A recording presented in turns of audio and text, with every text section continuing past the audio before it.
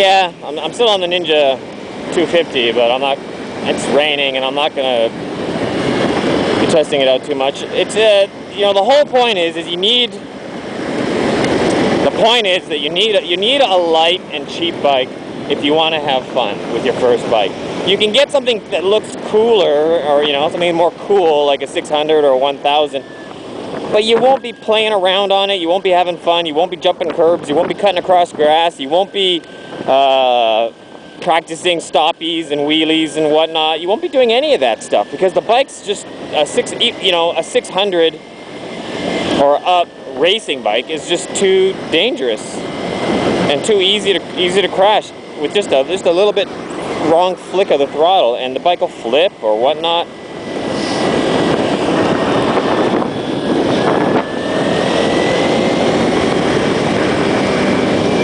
So yeah, a Ninja 250 is a great, you know, like you need something like this as a first bike, because that's it might not be the coolest bike, but it's probably one of the funnest. And if you what?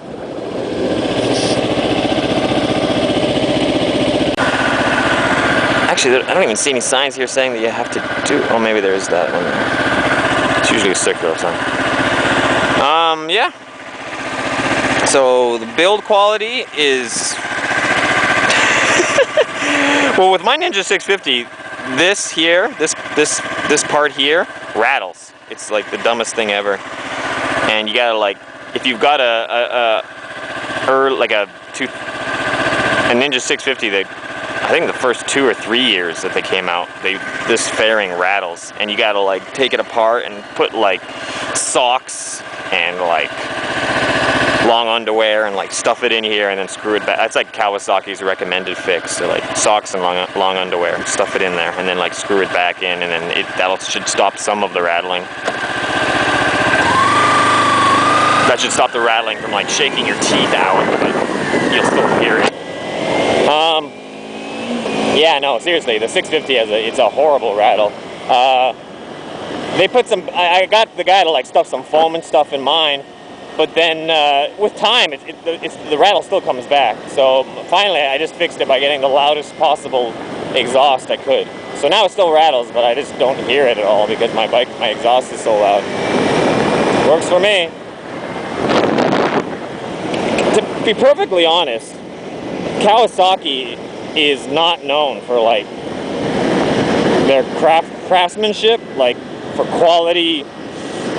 They're known for engines. Their engines are like solid. That's what you hear. Like even with the Ninja 650, there was a 50,000 kilometer review done, I think in Germany or something, somewhere in Europe, and they said that after 50,000 kilometers, the engine was still in like great shape. It placed like third on their list of all the bikes they'd reviewed, right up there with like BMWs and Hondas for quality engine. I think the rest of the bike fared up pretty well as well. But the thing is if you examine a Ninja 650, like if you just take a look at it, like the welds are sloppy and there's like paint where there shouldn't be, and it's just, and that's kind of characteristic of Kawasaki. They put a lot of attention and detail to their like engines and drivetrain, like suspension and whatnot. The things that are important, they put up a lot of attention, but the other things like fairing and paint job and things like that, not so much attention. If you want like perfection, you got to go for like Honda or I suppose BMW. They're the ones that are known for that.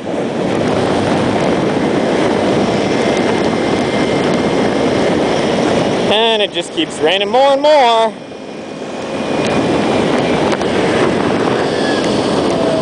And I keep getting red lights. This is awesome. And she runs the red lights, but she won't make Taiwan news.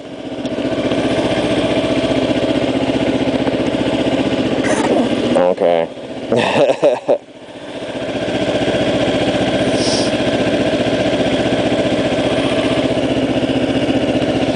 Let's try to do a stoppie. A burnout. Let's try a burnout.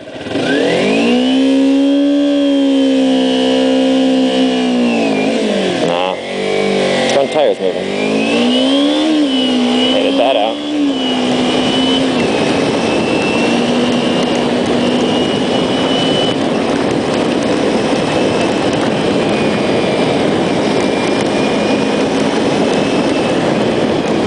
Yeah, it's raining kind of hard now. It's a nice feeling on a bike like this, because you don't understand when you're, even with, like, honestly, I feel a lot more relaxed riding on this than I would on my Ninja 650, and that's, you know, and that's me. I've got like, what, 12 years experience. You know, I've done racetracks, I've done this, I've done that, I've ridden, you know, I've done laps around different countries, and it's like, even with 12 years of experience, I would still feel a bit more uneasy on my 650 than I do on this bike. It just,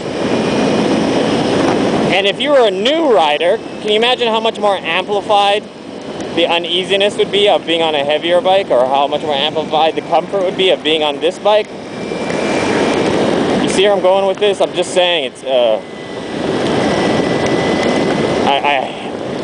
I bought my first 600cc race bike after I already had like years and years of experience riding. And even with those years and years of experience, I was still nervous. I was still nervous about the power that a 600cc race bike has.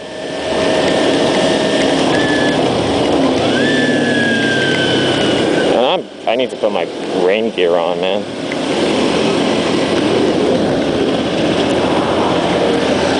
This rain is getting to be real. It's interesting, you know, if you look at my jeans here, I got a few spots of water, but most of it gets blocked just from the fairing.